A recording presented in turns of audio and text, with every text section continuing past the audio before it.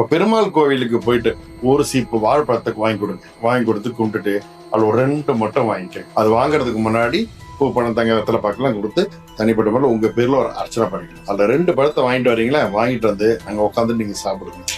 சாப்பிட்டால் நோய்கள் விலகும், ஆயுள் நீடிக்கும். இது ஒரு தாந்திரிக பரிகாரம். அதே போல மாதுளம்பழத்தை 9 வாங்கிட்டு போயிட்டு பெண் தெய்வம் இருக்கிற கோவில்ல போயிட்டு கொடுத்து உங்க பேர்ல ஒரு அர்ச்சனை செஞ்சு முடிச்சு அதுல ஒரு மாதுளம்பழம் வாங்கிட்டு வந்து நீங்க சாப்பிட்டால் எல்லா தடைகளும் விலகி காரிய வெற்றி உண்டாகும். இது மாத்திரம் இல்லாம இந்த குழந்தை பாக்கியம் உண்டாகும். அது ஒரு மாதுளையோட சிறப்பு. அதே போல 6 ஆரஞ்சு பழத்தை வாங்கிட்டு போயிட்டு பெண் தெய்வம் கோவில்ல கொடுத்து உங்க பேர்ல ஒரு அர்ச்சனை பண்ணிட்டு ஒரு ஆரஞ்சு பழத்தை வாங்கிட்டு வந்து நீங்க சாப்பிட்டீங்கன்னா வீட்டுல சுப நிகழ்ச்சிகள் தடையா இருந்தா அது நடக்கும். ஓகேங்களா? இது ஒரு சிறந்த ஒரு தாந்திரிக வழிமுறை. செய்து பாருங்க.